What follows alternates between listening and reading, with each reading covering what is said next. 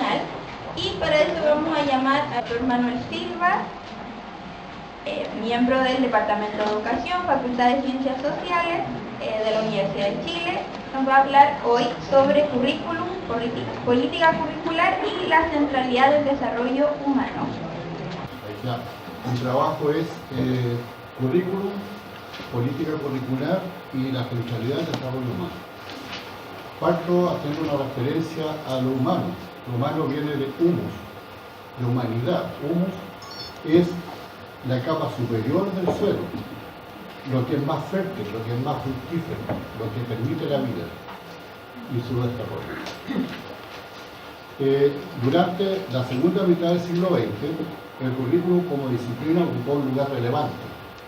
Fue definida con autonomía qué debía ser enseñado. En el momento actual, la entidad que ocupa esta centralidad es la evaluación, como hemos estado escuchando, CINCE, PSU, PISA.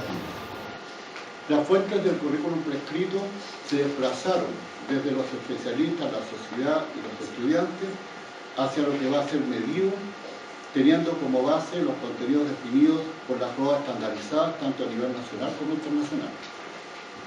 En esta perspectiva, uno de los desafíos más acuciantes para el currículum en la educación formal al interior del Estado es ayudar a tomar conciencia de las complejas relaciones que se establecen entre la unidad y la diversidad, tanto en sus comunidades locales, regionales, nacionales, como en el mundo en general. Como entidad simbólica, el currículum provee coordenadas para conocer, orientar y valorar aspectos seleccionados del mundo físico, natural, social y cultural, todas ellas enmarcadas en planes formativos con perfiles delimitados. Además, por su naturaleza política, tiene entre sus funciones la mediación, la normalización y el control. Mis estudiantes aquí han escuchado esto.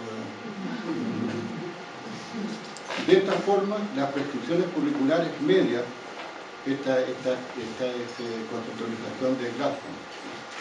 De esta forma, sus prescripciones curriculares median entre los ideales del currículum recomendado que se desprende de las múltiples agencias de la sociedad civil o de los grupos de presión que buscan influir en la toma de decisiones sobre qué enseñar en el proceso de selección cultural.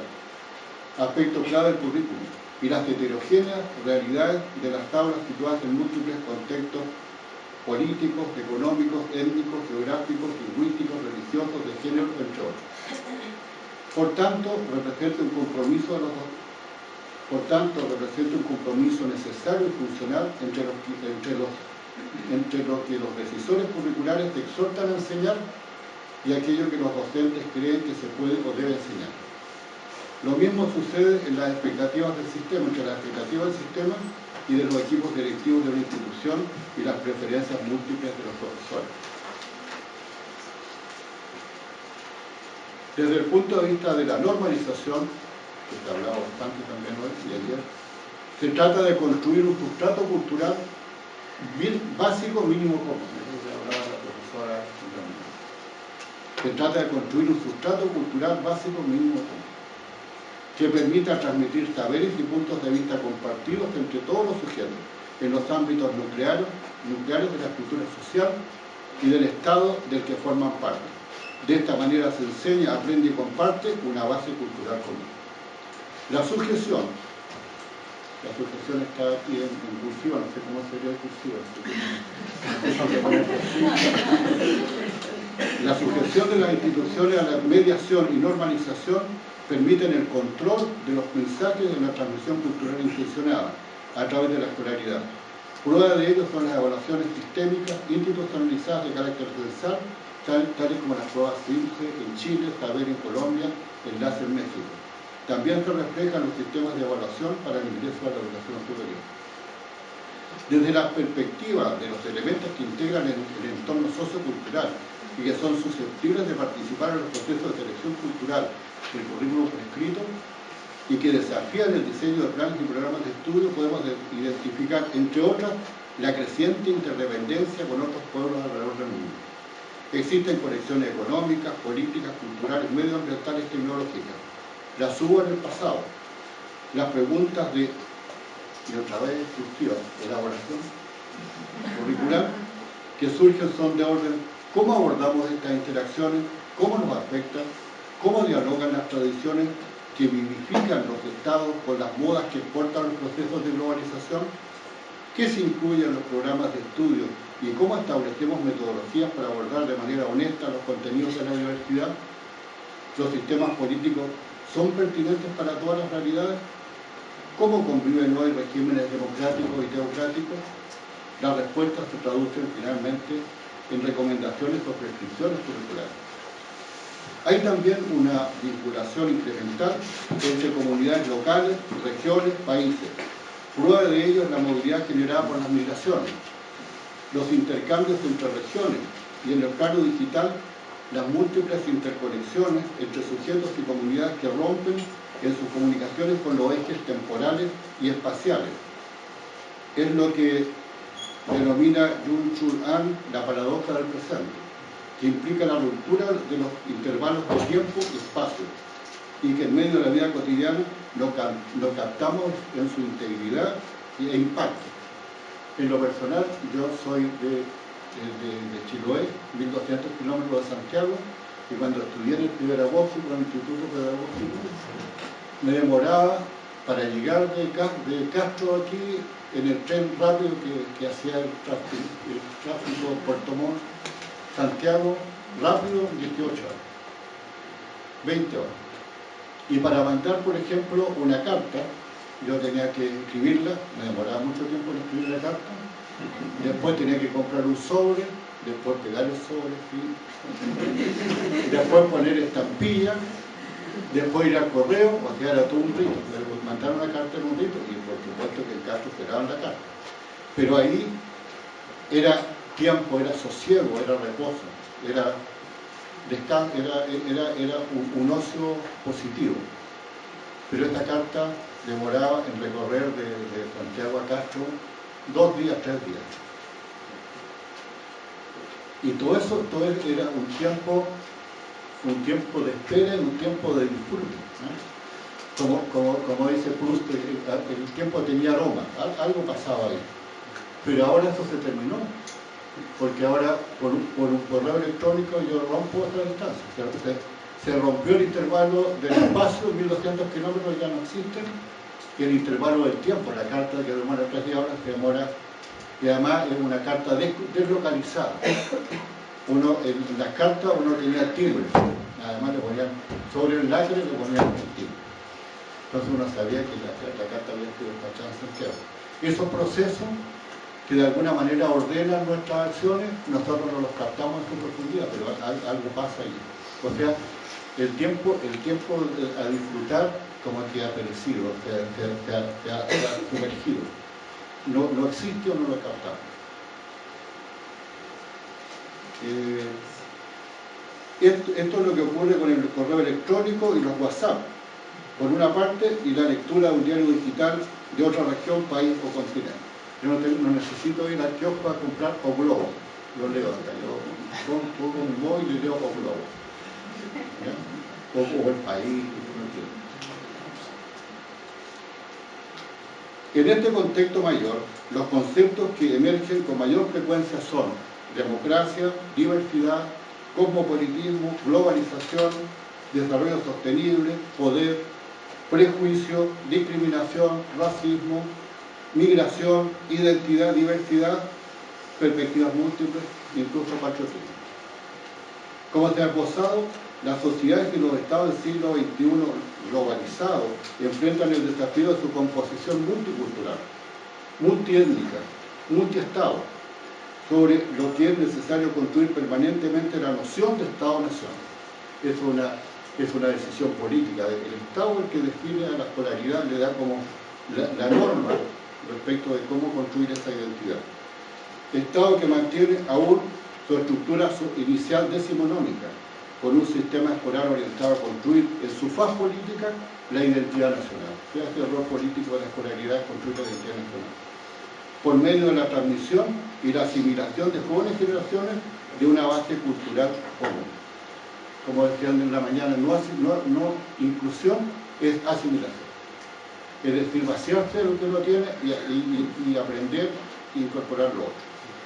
Este proceso de selección y organización de los contenidos de la experiencia escolar, traducidos en planes y programas de estudio, posee la tendencia explícita a construir una mirada común del pasado, para leer el presente y proyectarse el futuro.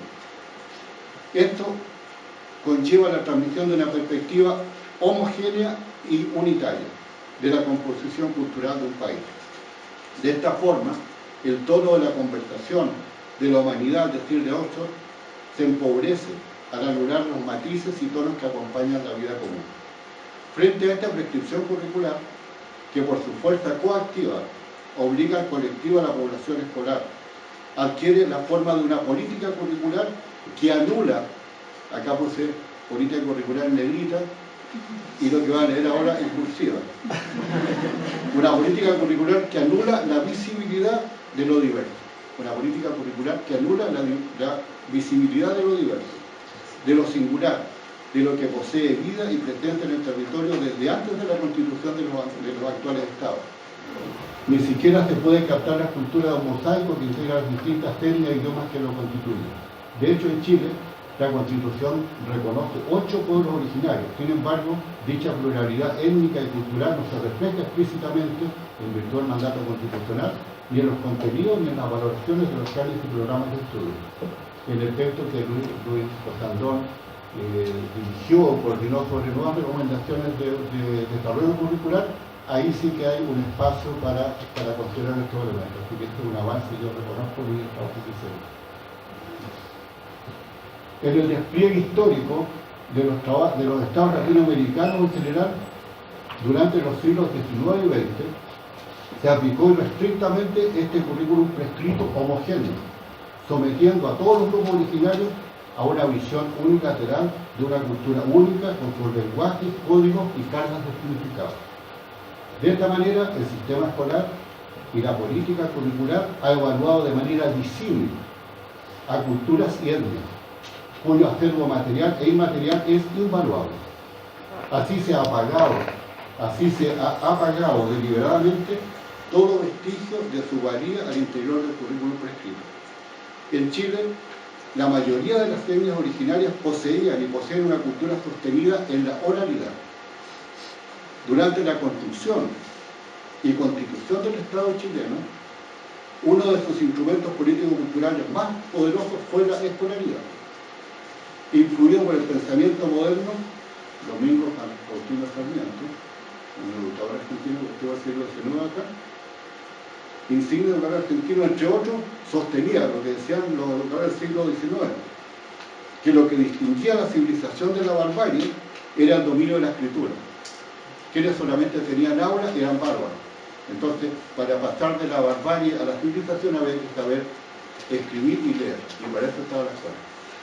De la cultura mapuche, quichua, serman, cahuéscar, son orales y tienen una riqueza infinita, una riqueza infinita.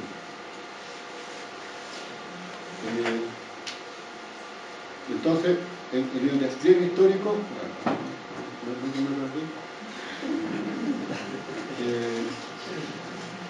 en el despliegue histórico de los estados latinoamericanos en general, durante los siglos XIX, se aplicó restrictamente este currículum prescrito homogéneo, sometiendo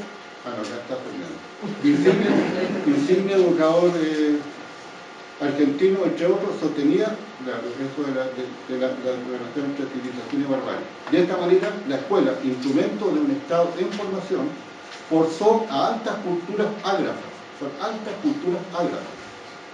Son civilizaciones ágrafas, sin escritura. Forzó a altas culturas ágrafas a vaciar de contenido sus composiciones, lo que constituye una gigantesca pérdida de humanidad, avalada con la convicción de construir, comillas, una base cultural y una identidad nacional. Eso también lo escuché. En el florecimiento de los estados nacionales del siglo XIX. Incluso el historiador Mario Góngora sostiene que, a diferencia de otros estados, donde la nación antecedió al Estado, en Chile, el siglo XIX, el Estado construyó la nación. O sea, el Estado, a través de la escuela, construyó la nación chilena, que antes no existía. Por su naturaleza, el currículum como artefacto político-cultural que por medio de su selección incluye y excluye habilidades, valores y evalúa y hace dignos y legítimos ciertos aspectos de la cultura y marca con ilegitimidad y desvalor ahora a aquellos que deja fuera. Lo que se incluye y se selecciona es valioso y digno de ser enseñado, aprendido y evaluado por el sistema escolar en todos sus niveles. Es muy valioso el arte y el pensamiento griego o romano. No así la metalurgia y las piezas de ofrenda de las culturas muiscas, de la lengua chibcha, en la Colombia precolombina, o los petroglifos de las culturas andinas, o la mitología de la cultura Rapa Nui. Relevando esta idea, los indígenas colombianos, por ejemplo, nos pueden enseñar, según el antropólogo Gerardo Reiche, dice, ¿qué nos pueden enseñar los grupos originarios colombianos?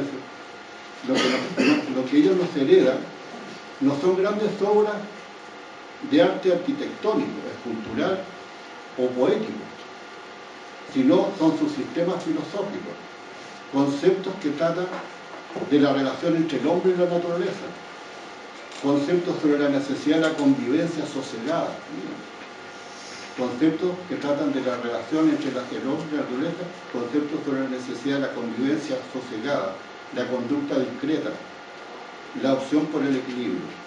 Entonces, desde el punto de vista curricular, ¿cómo esto es recogido, sistematizado y enseñado? ¿Cómo hacemos confluir la denominada civilización occidental con el acervo humano de nuestras culturas pretéritas? ¿Qué hace el currículum prescrito al respecto? ¿Cómo lo tratamos en nuestra docencia? ¿Con qué matices? ¿Con qué valoración? En la misma dirección de las civilizaciones colombianas, tuvimos nosotros el privilegio de tener a un estudiante de la cultura rarámuri de México, de Chihuahua, tierra de Juan, de nuestro querido Juan Gabriel. Pero aparte de Juan Gabriel estaba la cultura rarámuri. ¿Quiénes son los raramuris? Porque uno tiene que aprender de esas culturas, de estas grandes culturas. Dice, ¿qué nos decía David Valencia? Para los indígenas raramuris, su educación está destinada para formarlos y de esta manera integrarse y ser parte activa y protagónica de la sociedad. El rol que le toca desempeñar es revelado a través del ono luame, muchas veces a través de sueños, la observación astral, la participación en los rituales y los periodos de vigilia, entre otros. El ser raramuri, otorgado por el ono luame, el ser lo tiene que descubrir mediante esta situación. Esto contradice la teoría sociológica de Durkheim, Esto contradice la teoría sociológica de Durkheim o de Parton, que afirma que la sociedad se instala en nosotros a través de la socialización primaria. Es un proceso de instalación de un software de manera acrítica, por deducción. Los raramuris aprenden por inducción e intuición. Cada persona descubre en sintonía con el cosmos su ser y el lugar en el mundo. Los raramuris se identifican como pie ligero o gente que camina bien. El significado más profundo y metafórico es que no solo es el camino por la tierra, sino que el que camina bien por el mundo, por los caminos de la vida misma y por los caminos del más allá. Caminar bien significa el que vive en armonía con la naturaleza y la sociedad. Con Onuruame practica los valores y el ser buena persona. Para nosotros como profesores fue un privilegio haberlo tenido en David Valencia como profesor, fue un privilegio porque él nos enseñó. Cuando él participaba había un silencio profundo, porque lo que emergía de él es una sabiduría ancestral y humanidad, ahí aparecía humanidad. Desde el punto de vista de la cultura mapuche, Caliqueo, Quilaqueo, que desde antes citaba Daniel, plantea lo siguiente: ¿qué nos enseñan la cultura mapuche? Según la enseñanza de los quimunche mapuches, por eso me acordaba el quimun mapuche es saber y conocimiento. El universo mapuche está conformado de a lo menos 8 espacios que han llegado a nosotros a través de la transmisión oral del Kimun, de los antepasados. Podrían ser más, incluso 12 o más, dependiendo de la profundidad a la que se quiere llegar en relación con la divinidad o espiritualidad mapuche. Estas dimensiones están estratificadas de la siguiente manera: Minchemapu, dimensión del abajo, dimensión del suelo, dimensión del medio, es decir, la que queda entre el suelo y el cielo, la dimensión de arriba, la dimensión de la tierra celeste o azul, la dimensión del vacío que viene entre la tierra celeste, azul, la dimensión de la tierra blanca y dimensión integral. Una de las sabidurías del Kimun mapuche es de tipo actitudinal. Aquí se destacan, cuando hablo de esto, hablo de humanidad, hablo del proyecto humano. Cuando hablo de los raramuri, es caminar, ¿cierto? El currículum también es caminar. Esto nos alumbra a nosotros en el área del currículum, que es un camino a seguir. Aquí se destacan 3, o sea, una de las sabidurías del Kimun mapuche es de tipo actitudinal. Aquí se destacan 3 formas de relacionarse con las personas para el aprendizaje de un contenido y los valores necesarios para su enseñanza. En el aprendizaje de un contenido y los valores que implica, se identifican 3 tipos de actitudes frente a los saberes y conocimientos: Yamugum, Asmagum y Mayunagum. El primero se entiende como el aprecio y la valoración de las personas, seres naturales y sobrenaturales, reconocidos como positivos para el desarrollo de las personas en su entorno. El segundo es el respeto mutuo entre las personas y entre el hombre y el medio natural, para una mejor armonía y desarrollo humano. Por último, la tercera noción, Mayunagum, es una forma de agradecimiento acerca de las personas, medio natural y espiritual. Estas categorías actitudinales se expresan en la acción educativa del Quinche, de acuerdo a la memoria social mapuche. Frente a esta realidad, la educadora intercultural mexicana Silvia Vélez sostiene: ojalá sea posible llegar al espacio del otro distinto, lo que se logra cuando hay ocasión de experimentar el enriquecimiento personal del contacto con los diferentes. El racismo tiene 3 opuestos: la tolerancia, el respeto y el aprecio. Y el tercero es el más importante, el que no tiene retorno.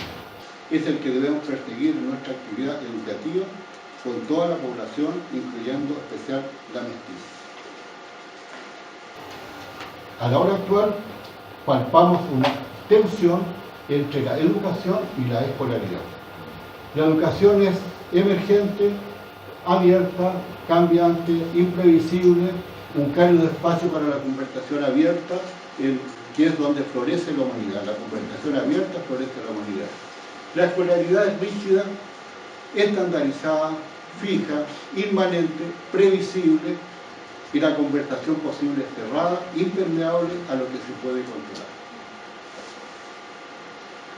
Para terminar, a propósito de la humanidad, me gusta mucho cómo titula Bauman un opúsculo que dice: múltiples culturas, una sola humanidad. Múltiples culturas, una sola humanidad. Cuando yo leo a los raramuri, a los indígenas colombianos o a los mapuches, allí lo que hay es humanidad. Y lo que uno tiene que decir es que la humanidad no es un proyecto de futuro, sino que está en el pasado. Uno, si quiere aprender de humanidad, no hay que construirla en el futuro, está en el pasado. Ahí está el sosiego, el respeto, la vida en armonía con la naturaleza y con los otros. Finalmente, yo imagino el currículum en estas tensiones como 3 círculos. O sea, el símbolo olímpico tiene 5 círculos, ¿cierto? Yo le pido que mentalmente saquen 2 y dejen 3, así que están interconectados, que son educación, currículum y escolaridad. Y el currículum está tensionado entre la educación, que son los valores, eso que humaniza, que es lo que nos enseña el pasado, y la escolaridad, que no dice la OECD, dice vengan para acá, que el Banco Mundial, hay que irse por este lado. Y nosotros, como curriculistas y como formadores de educadores tenemos que ser capaces de hacer un currículum que esté más cercano a la educación, porque la educación finalmente es la humanidad, es lo que permite la humanización. Y una última digresión. Si hay algo que es imposible de medir y de evaluar, y yo no conozco a ni un experto que pueda hacerlo, es aquel que sea capaz de construir pruebas estandarizadas acerca de los complejos y profundos saberes indígenas, que no son posibles de hacer. O sea, ni el CIRSE, ni la FICEU, ni el más grande experto en evaluación va a ser capaz de construir un instrumento para extraer de las personas la profundidad de las culturas que nos antecedieron. No es posible, porque hasta ahí no va a llegar. O sea, esas culturas, esa civilización, esa humanidad va más allá de cualquier medición, las deja a un lado. Y yo creo que el desafío del currículum es justamente humanizar, es decir, un currículum que educa para humanizar. Ese es nuestro compromiso. Gracias.